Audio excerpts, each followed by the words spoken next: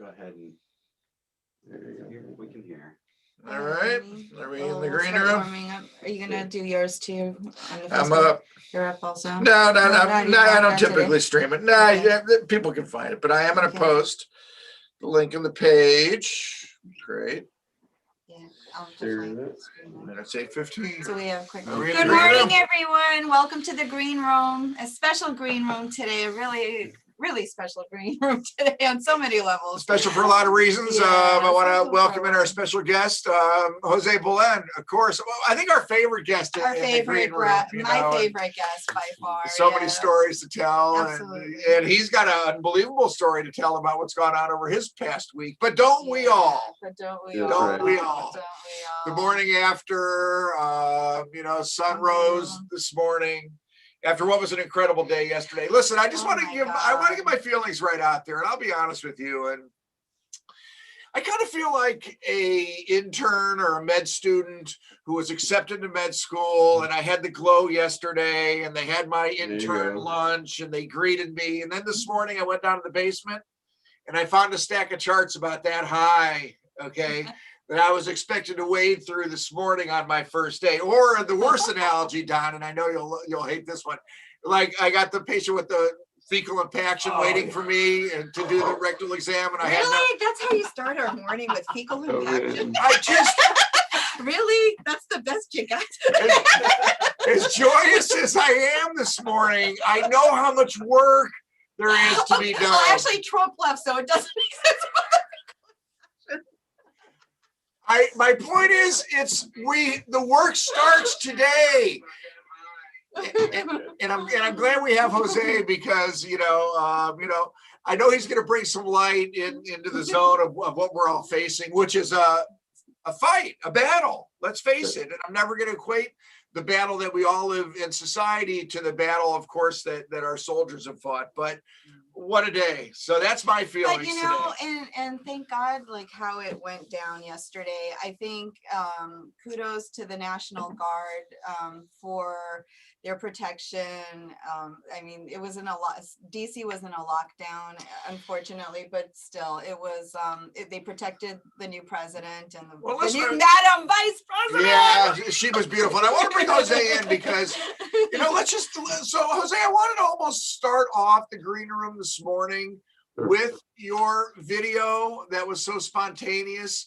But I'll be honest with you, since we got past yesterday peacefully, perhaps it's a message that you can redeliver maybe in a little bit different way. But the thought of our own soldiers being armed in a quote unquote civil war circumstance, it was wrenching to me. And I'll admit, it was so wrenching to me that I watched it more than once.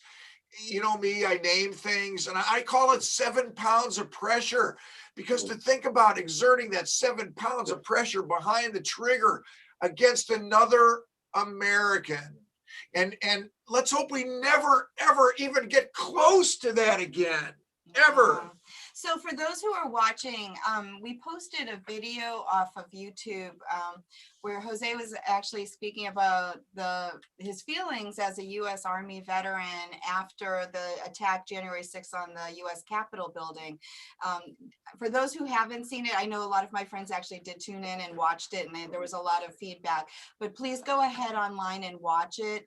And Jose, if you can talk about a little bit about tell us the story. Tell us the story of like how you felt after, because honestly, it was so moving, and no one can speak on the way you spoke about it. Absolutely. Well, thank you guys so much for having me.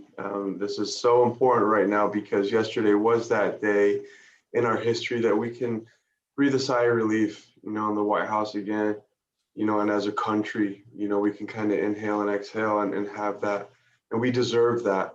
And to see that no bloodshed, no violence yesterday, freedom did truly ring. If you really look at, the images and party aside, if you were in the moment yesterday, you were proud because that's the day that was set for us hundreds of years ago to enjoy, regardless of who the winner was. Or it's all about being American and understanding that you should never want the person that in that office to fail. You want that person to succeed every day. And so, you know, I was very disturbed by the insurrection. It was something that when I saw the images of the soldiers in the Capitol and then them being issued firearms, it was an image that I saw. Then my 7-year-old daughter was standing right there with me and saw it. And my wife and my daughter asked me why they're getting guns. And that was that morning. And that was a very difficult conversation to have. And I had to dig deep beyond that conversation when she went to school. And I started to really realize that regardless if a bullet drops or not, a lot of those soldiers have lost already, in the context that we lose over 8,000 veterans a year to suicide currently. If you look at their faces, these are 18, 19-year-old kids. These are the veterans of the future that'll be 38 like me, you know? And psychologically for them to have to prepare for battle, right? You got to think leading up to yesterday, what the days were. A soldier will always think before the enemy. You have to think like the enemy. And when a soldier's having to compartmentalize what the enemy looks like, what he will fight like, what he will feel like if it had to go hand-to-hand combat, and understand that it may just be a friend that I went to high school with in another state before I moved. Wait a minute. And that conscious, you know, choice. So while I'm happy that there was no physical violence, I'm still concerned on the psychological toll moving forward that this will have on these men and women that were there. But also, you know, we can never also let our guard down either. So how long are they going to have to be in DC, right? How long are those fences going to have to be? That's a very good point. In fact, I was thinking about that myself because I'm like, okay, there was a lot of hoopla yesterday, obviously because of the inauguration, but post-inauguration, the Capitol is still vulnerable. So how long are these people, like all of this National Guard, have to be surrounding the building? And you know what? I hope we regain, and maybe you can talk about it a little too. You know, after yesterday was beautiful, it really was. And I was so proud of our country to actually come back from where we were 2 weeks ago on the 6th to be able to actually inaugurate a new president and have the transfer of power occur.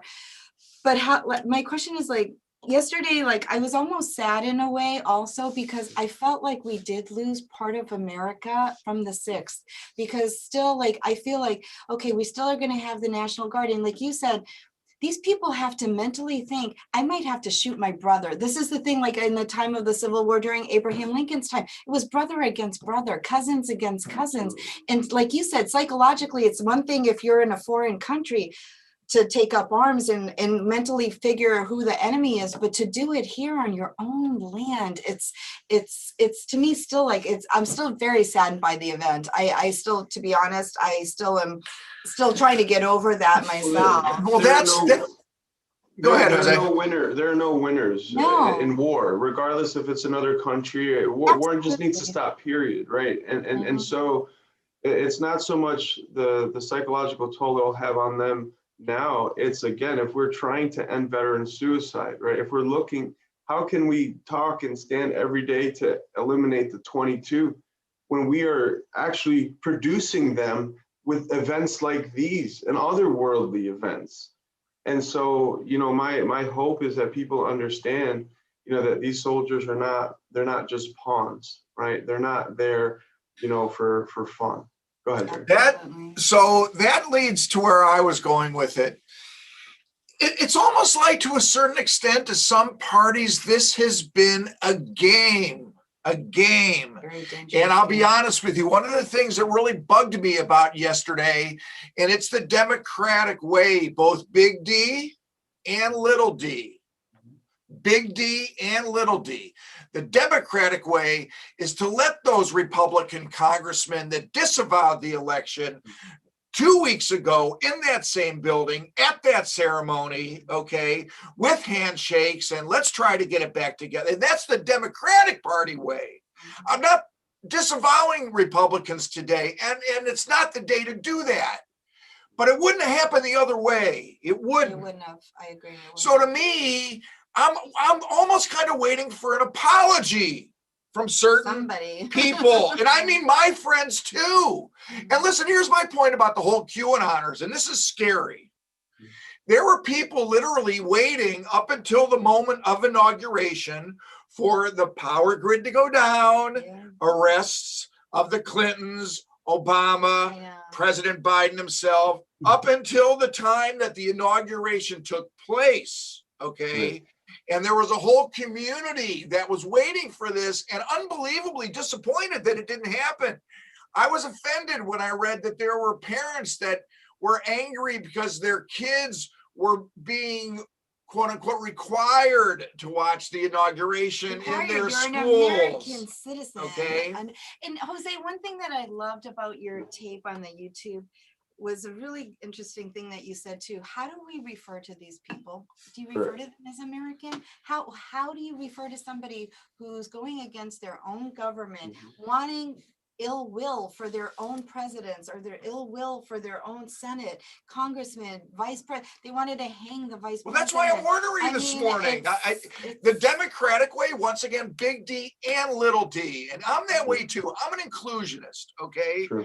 But listen, how many layers and circles are going to have to fall before the QAnoners and the conspiracy theorists give it up and say, you know what? I am sorry. I was wrong. I was lied to.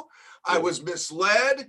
And you know what, Jose? Really, one of the things that struck me about your video, listen, we could be influenced and indoctrinated in any number of ways, okay? You know, Osama bin Laden on the other side, and we know others, okay, that have so inflamed and ingrained their beliefs that you had to go and fight them, and it wasn't easy. And to think that in our country, we have a segment of our population that may be so also ingrained and indoctrinated. And how many layers are going to have to go down before we get our peace back and our knowledge that we can take those barriers down, you know, in Washington? When can that happen? Yeah.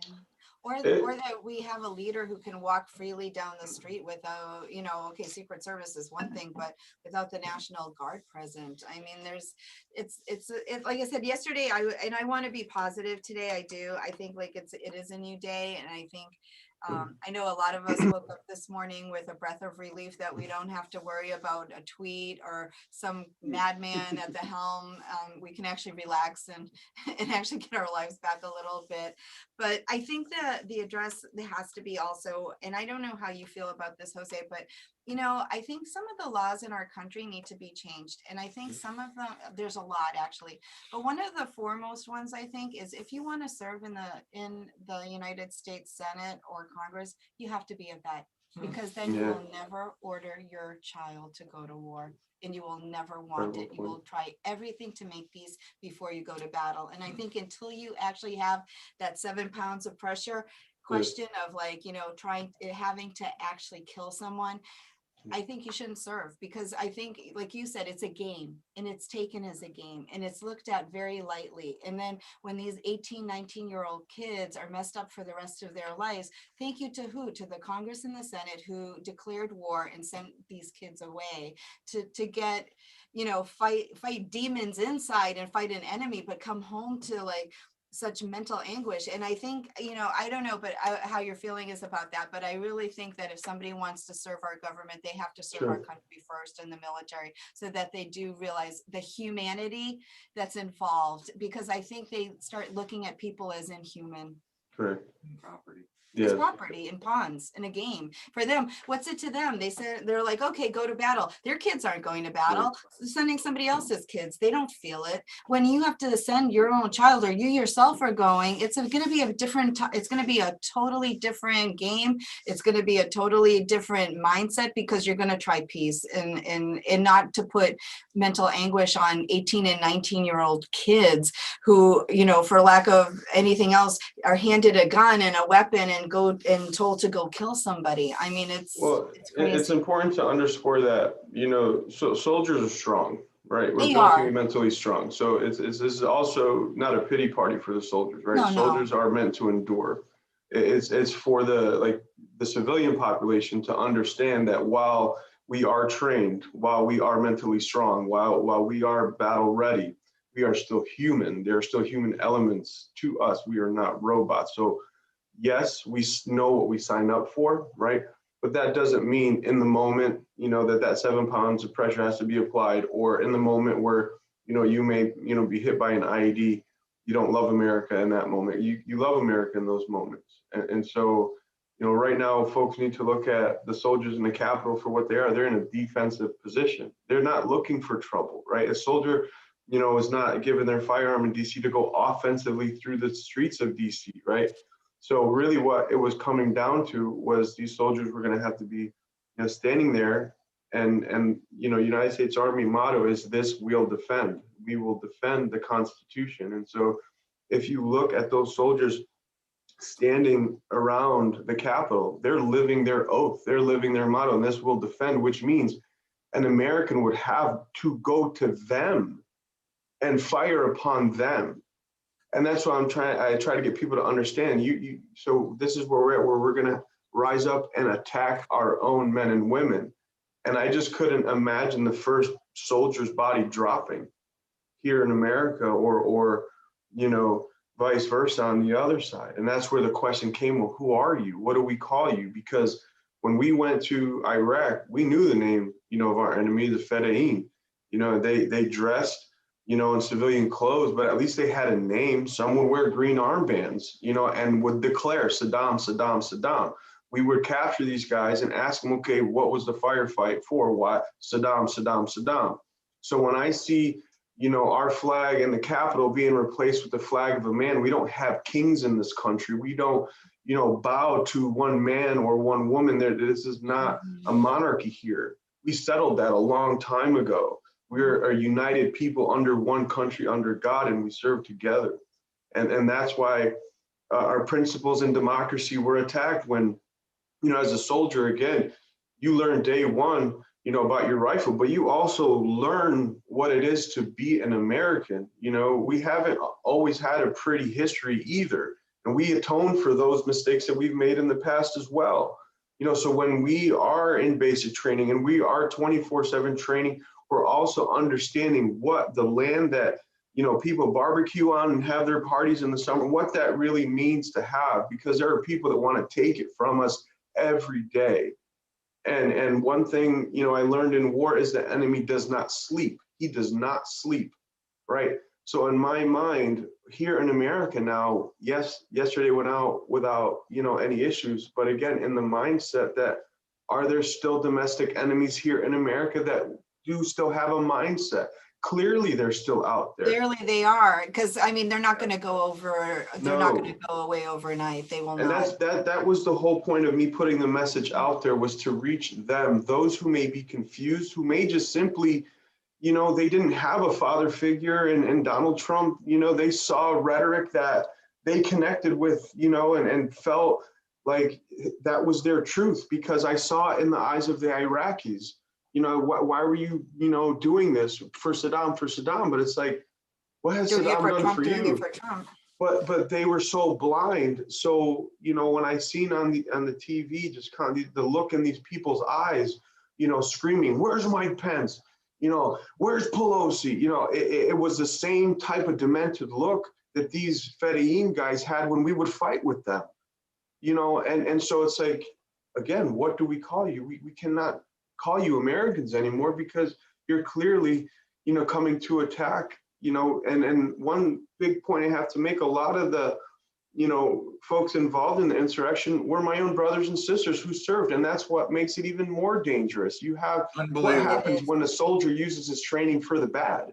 What happens when, they decide to say, hey, this is what happens, so to those men and women who did that, who served, in the military and were part of that, I think they should be recalled to active duty, be set forth before a military tribunal, stripped of all their ranks, dishonorably discharged, and have all their benefits. And the minute you stepped into that Capitol because, again, you have the right to protest because we fought for it. You have the right to speak freely. Please do it. You know, I'll give you the microphone, even though I don't agree with you. But there's a line. Yes. And when you cross that line, you sacrifice, you know, your oath, because the soldier is defined by 7 core values: loyalty, duty, honor, respect, selfless service, honor, loyalty, duty, respect, selfless service, honor, integrity, and personal courage. Those 7 values have no expiration date. And not one of those service members currently serving or prior who went into that Capitol lived any one of those words. And that's why this is so troubling. You know, Yeah, and they because- got swept up. Sorry, they got swept up in this wave of indoctrination, which is Extremism. it is extremism, and I think we've noted since Twitter was taken away from that information stream that there's It deflated the it bubble. deflated the bubble. Deflated the bubble. It didn't remove it, and we have to didn't remember remove that it. Trump himself was a manifestation of a lot of these beliefs, as much as he was, you know, the stirring of the drink. It's so complex, you know. So Jose, when those real quick, also to touch on your point about Congress and you know, Senate, you know, to be, you know, served by military men and women. You know, I can understand that. You know, I don't know if we want to make that exclusive, you know, but I think that there's an element because, again, you know, it's a course in honor per se. You know, when the term soldiers earned, you have to earn it. You can't just go get it. You know, you have to go through a series, you know, of events to cross that stage. First you swear in, you know, and then you have to train, and then you have to qualify, and then you have to, you know, be a soldier, and you cross that stage. When you cross that stage, you understand America a little differently. And Well, so the I thing think is- it would definitely help. Well, the thing is, like, Jose, I think you mentioned it also in your video. America is one of very few countries that doesn't have a mandatory army or military service. Like if you go to Israel, it's mandatory for men and women. In other countries, it's mandatory at least 2 years that every citizen serve the country a couple years. And again, I think it reaches to the degree of understanding humanity if you serve. So, you know, even if I don't, you know, if this country ever got to that, I don't think it will ever approve of that. But to have a mandatory, you know, 2-year serve your country kind of thing. military, public service, inner city, but it could Peace be public Corps, service you at know. least, or something that's. And then I say give the parents 2 years of community college, okay, credit for the 2 years that their kids went and served. And then by the time they're 22, they had 2 years of a gap year, 2 years of community college, and then maybe parents can pay for what their kids really want to do in life, But you know. you know what my question is, Jose? Like I have Sure. a question for you. So what do you think going forward? Let's think forward because, you know, the past is the past, it happened. But like you said, there's military personnel that did go to the Capitol. Sure. What happened to them? How did that happen? How did that disconnect go from serving the American flag to taking it down and putting up the Trump flag? And how do we prevent that going forward? Like, how do you see like fixing this? Well, Because to me, it's scary because they were afraid of sharpshooters. They were afraid of the, you know, the IEDs and the guys that do explosive ordnance, you know, because they were guys that were in the Capitol that have that expertise. And so how do you think we get to those guys and those people who did this that are in the military? Like, I agree with you about pulling them back if we could track every single one down and stripping them of that. But do you think that that's going to solve it, or do you think that's going to make them more upset and they're going to even get more extreme? Well, you know, at the end of the day, we're talking about America and our future, you know, and you know, these men and women, they're not dumb. You know what I'm saying? We may have our issues, you know, but at the end of the day, you know right from wrong. And so for those guys and gals, I don't know what to say to you, you know, really. I wish I could invite you, you know, to sit down and have a conversation. And I've had, you know, I still have brothers, you know, that are Trump supporters and, you know, have disavowed the insurrection, and, you know, some are confused. You know, I think it really has everything to do with opening up your mind and really realizing what you're doing here, you know, to our country. Do you want to be a part of the problem, or do you want to be a part of the solution? And when I say the solution, it's making America greater, than it ever has before. And the only way that we can do that is by atoning for all the wrongs that we did in the past, because we can never make those wrongs right, but every day is a new day for an opportunity to do and make the right choice and the right decision. And it's very simple. If you don't, want to play by the rules here to the point where you're willing to rise up against your country, then perhaps this isn't the country for you anymore. Yeah. I don't know what to say, because Oh, it's true. I said it on the video. Our democracy will not bow. We will not bend. We will not break. Let yesterday be a complete show of force, if had to, by the United States, right? So Yes, you saw by the all United these, States, yeah. that's what I'm saying. All these people that were calling for civil war, and part of it, most of them did not serve, right? So my question to you is, what have you ever done for your country other than run your mouth? Very good point. I love that. Well, other than Because that, really, what have they done? Well, that's why I think a national service corps requirement before serving in offices is perfectly reasonable. I mean, that was the one problem that I always had with, this sounds good, former President Trump, was that seriously, he never served in public office. He and I'll tell you, I take great offense at this point at those citizens, Jose, those soldiers, retired soldiers, honorable soldiers that were swept up in his wave of Trumpism, that now are going to be facing charges and their lives are going to be ruined. And this guy's going to be out there playing 18 holes of golf every day. So to me, it'll be very interesting to see what goes on over the next 2 weeks. I had an interesting thought, Jose, is those soldiers were sitting in the Capitol and not knowing what was going to come down, okay, over the next week or couple weeks as they're stationed in DC. Is there counseling that goes on, say, as a coach would do in a pregame or a halftime type of thing? Do the leaders of the squadrons and the like actually discuss these type of issues to kind of mentally prepare, so to speak? Because you've been there, and it may have been a different circumstance. It all comes down to leadership. For me, I was fortunate to be part of the old school Army. My drill sergeants were Vietnam combat veterans, and from the second we got to basic training, they said, you're going to war, and we're going to train you that way. And so, we had that kind of instilled in us. But when you get to the line, it really is up to your leadership. It's all about morale. Soldier morale has to maintain, because if there is that time of battle, you need your soldiers to be psychologically rested, physically rested, and also trusting in you as the leader.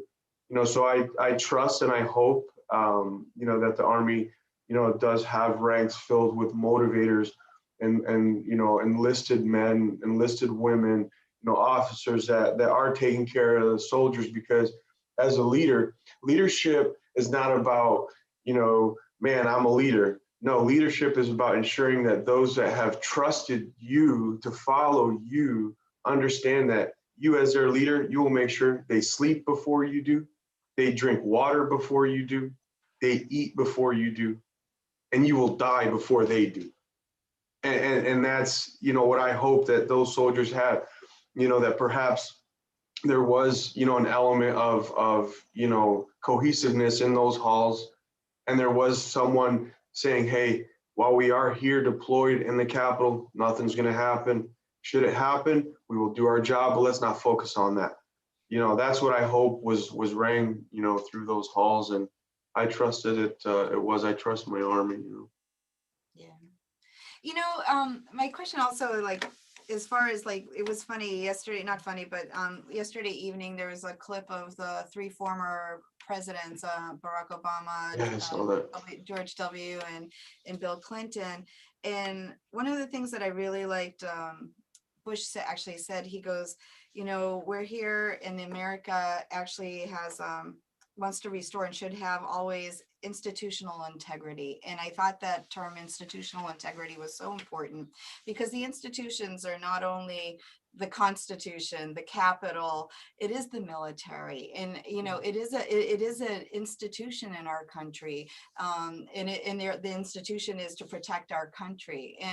And for me, again, I think yesterday one of the things that stood out was our military came and they presented colors and they presented everything, and it was so lovely. And again, I think it was great that we showed force that we are the United States of America. We're not divided, we're undivided.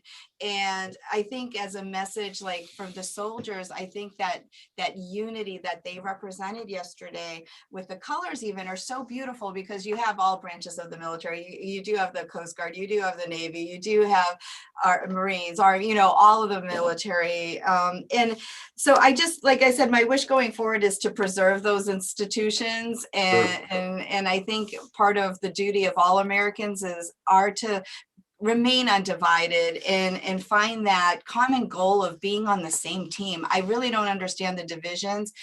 It's very scary when somebody like Donald Trump divided our country.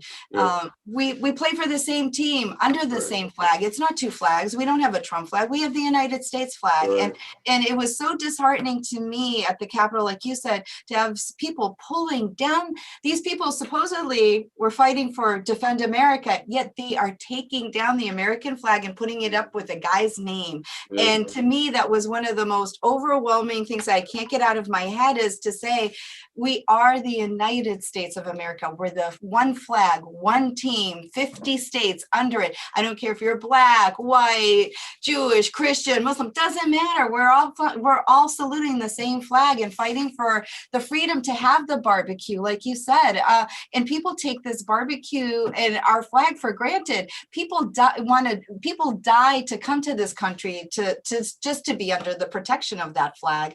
And I think as Americans, maybe we got too used to being comfortable that we have our way of life, and we forget that people like you go abroad to defend our way of life, so we can have that barbecue with our kids in the back, and I hope that people realize, like, this is truly like it was changing history. It did. For me, I thought it changed our American history on January 6th. And I just pray that we come back and we do come back as the United States undivided, as a country. We have to. I saw the Confederate flag walk through the halls of the Capitol. That is a battle flag. That is a flag that, again, if you were speaking of our country, that is the disrespect of that flag is not on me. It's on the brothers that are in the ground and the sisters that, and I'm not talking about the brothers that I served with in Iraq that died, with us. I'm talking about the brothers who died in that Civil War to make sure that flag was never put up. And so again, what do we call you? If that's the flag you want to fly, and I've had African-American friends that, had Confederate flags tattooed on their bodies and explained to me what it meant to them and their families. And I understand the arguments, right? But I think we can all agree to understand that the gentleman that, took it there had, all intents and purposes, he would have put it up, on the Capitol if he could have. Absolutely. And that's awful. No, and we can't ignore the innate racism, anti-Semitism.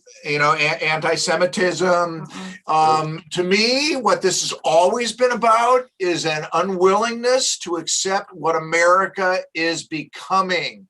The perfect union, and the grand experiment of democracy on this planet means that everybody wants what we have. Everybody, Black, brown, yellow, red, Jewish.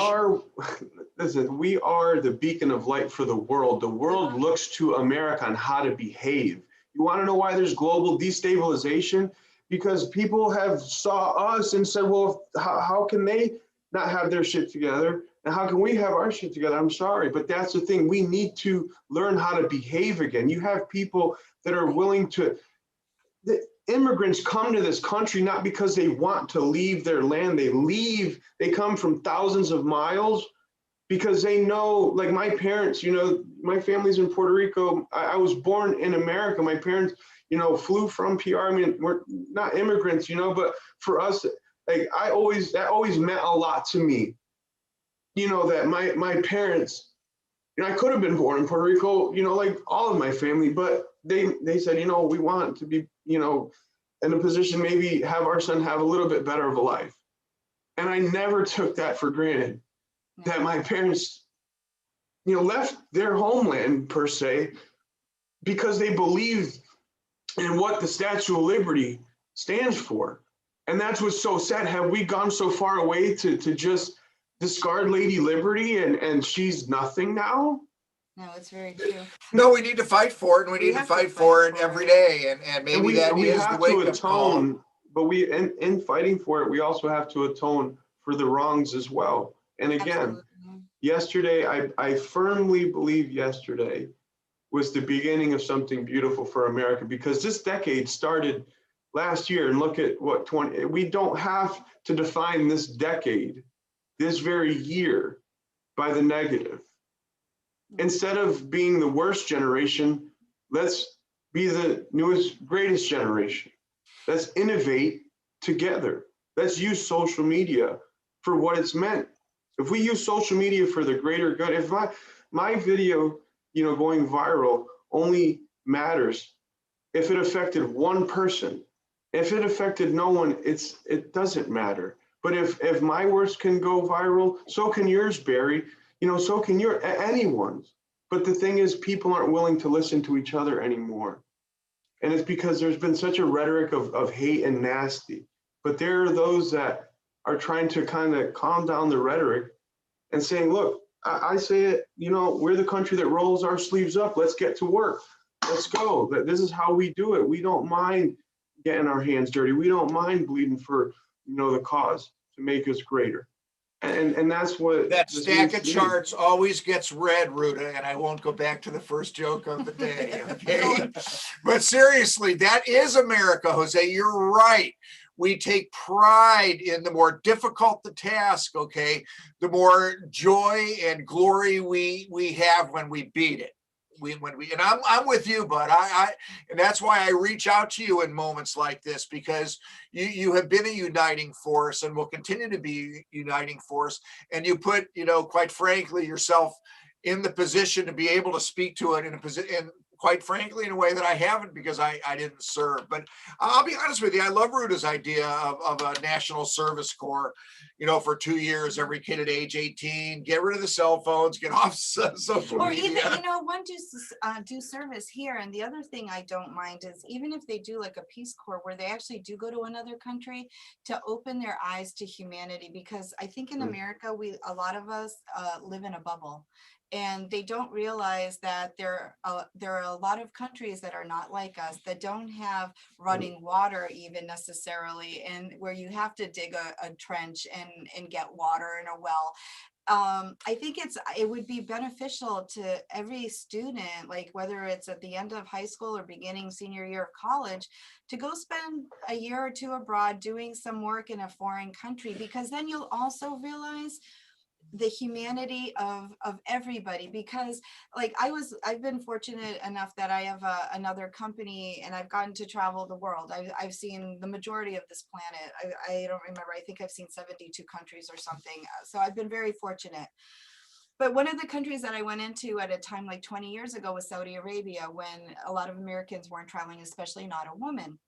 And I went there with a lot of predisposed thoughts about Saudi. And it was funny because I befriended one of the generals, and because my company is a military-based company, and he invited me to his home, which is almost 20 years ago, unheard of that a Saudi would invite a Westerner into their home. So I dressed appropriately, went there, and they introduced me to his wife and his daughters, who were all actually educated in England at Oxford. And it was funny, we sat down at the table, and when you sat down, all of a sudden we started talking. And as humans, we broke bread And all of a sudden you start talking about families, parents, children. You know what? We all have the same stuff. We have the wanting for the desire to have a clean life, a healthy life, a future for our children. This is the commonality of all humanity. And I think this is why it's so important to do that, to go see humanity. And Jose, and to what you were saying, my parents left Lithuania after World War II. And my dad came to this country with $7 in his pocket. And the day he died not that with $7 in his pocket. And he actually built his own companies and did very well.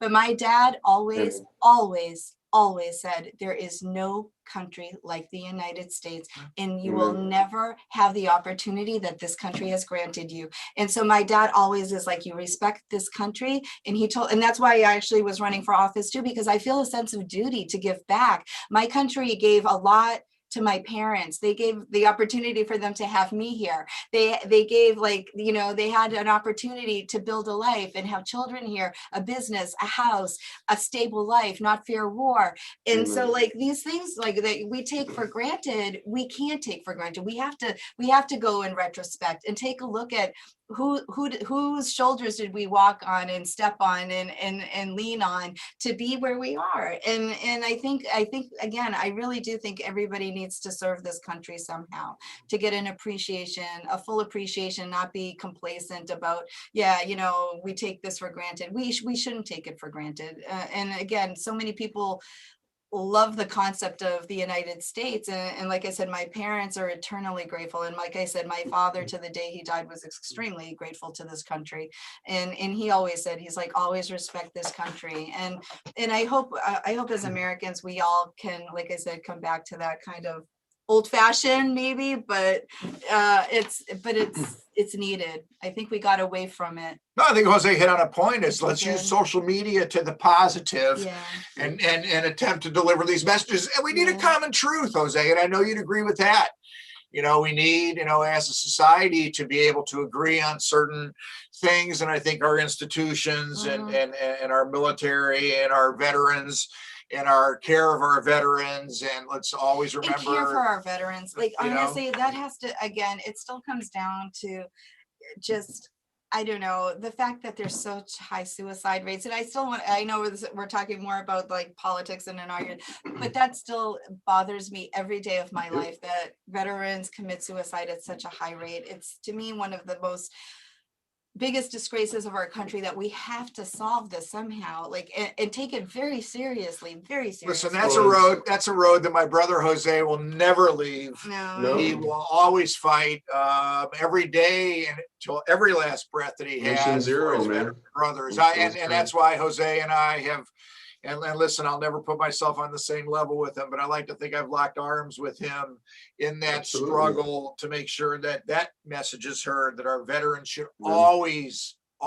have the best available of services, both mentally and physically. Oh God, you know, it's the least we can do. You know, what I want to, you know, leave folks with, if anything, is the passion you hear me speak with, and the words, you know, that come, you know, from, you know, me, come from a place of a deep pain that has everything to do with the loss that happened on the battlefield. When, you know, I lost my buddies, and, you know, we lost more in insults, you really understand what the flag means at that moment, what your country, you know, may never understand. And that is, when those soldiers die, they don't have a moment to think to say goodbye. They died with a uniform on their body and a flag on their arm. And they were proud. They were proud of you here in America. Because just like me, when it was time sometimes to possibly, you know, go to the other side, I would look to my flag on my arm and say, you know, I'm ready to go, and I'll die for my country, and I'll die for every American without you ever knowing my name. So you have men and women who are no longer here on this earth who died for you, who never knew you, but represented you. Not your politics, not your party, Doesn't matter. but represented your honor. And we owe it to them to be respectful to one another. If we really love our veterans, if we really love our service members as much as we parade around 4th of July and shoot fireworks, if all that really means that much, then this all would stop. I want Donald Trump to hear. Yeah, it's a I new do. day. I want Donald Because Trump they to don't hear deserve you. it, I because really they didn't do. die. Well, hey, listen, there are So 10 million it is- eyes that saw the last. Yeah. So Jose, just give us a second about what it's been like since that video actually blew up. And I got to ask you one question before we get off. I know you're from New Amsterdam, New York, which is upstate. Are you a Bills fan? Because if you are, I got to wish you all the best this weekend. I'm a Giants fan. I was born in Oh, Giants Manhattan, fan. raised in Okay, well, Amsterdam. as I'm it a is. Giants fan. I didn't think I knew you were Yankees and Giants. I didn't think you were Bills. But no, what's it been like for you since the video blew up like that? And I mean, you've heard from everybody around the world about It's been pretty incredible, dude. My whole thing is, you know, I try to really look at the effectiveness of the message. And I have received thousands of messages from people from all around the world filled with just nothing but love and blessings and understanding. And even folks who have said, you have helped me see what I couldn't see before, and now I see I was wrong. So to know, the video does no good if it's seen by 10 million people that don't really hear what I was saying. Mhm. But to know that let alone one person was impacted by that Politics. means the world to me. Yeah. You know, a lot more than one, I- Jose. And listen, you said it first. It started with you having a talk with your daughter, yeah, right? And absolutely. how to actually break it down Yes. there. And I think that's what you did for all of us. And you have my thanks for that. Believe me, you impacted a lot of people, surely more than just one. And for our daughters, I just have to say, for all our sisters, daughters, and wives, what a day yesterday was. Amen. Oh yeah. Amazing that we now have a Madam Vice President. So this Yeah, country, that was a now, special moment here. our girls will always know that that Yep. ceiling has been broken and that they can be anything they want. And I was so proud yesterday of for all the daughters, wives, girls, sisters, mothers, everybody, because that was just an amazing day in history. And if I can, I'm going to indulge myself because yesterday, I thought Amanda Gorman did an amazing job. yeah. So I want to just Unbelievable. read some, this is one of my favorite lines from her. And it is, there's always a light if only we're brave enough to see it, if only we're brave enough to be it. And I think we all have to be a light. No, we have to. You know, I think We do. you know, from here there's a lot of work to do, but There is. our resolve is strong. I have no doubt that we will, you know, maintain and we will be okay. But I think you so. also have to be willing to put in the work, and that's what I think, you know, this administration is perhaps open to. It's providing the boots on the ground experts like yourself, Barry, you know, those that are in research, you know, to provide genuine medicine, you know, providing clear access to veterans, you know, through the VA for cannabis as opposed to opioids. You know, we still need that. Those conversations still need to be had. We still need to go lobby and have our voices heard. So again, if you know you ever wanted to serve your country and you didn't serve in the military, well, you can still serve it by going to your local city commission meetings, you know, and fight for, you know, what you really believe in. Because I think a lot of folks,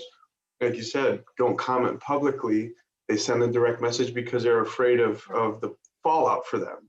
Mhm. And it's like, you know, I want people to be proud of your posture. You know, if you're proud to be an American today because of the new administration, then be proud of that. Embrace it. Let people know that you're proud to be an American today for you weren't yesterday. And I think that's how we win. I agree. Jose, thank you as Thank you always. so You much. know, and an advocate's hug from afar. Can't wait to see you. Big And guy. just stay safe and healthy. And let's all be Amen. undivided as a Thank you, country, guys. please. And thank you guys for tuning in, and we'll be back next week. And Great. Jose, thank you as always. A blessing to have Amen. you on. You got it. God bless you Bye, guys. God bless everybody. America.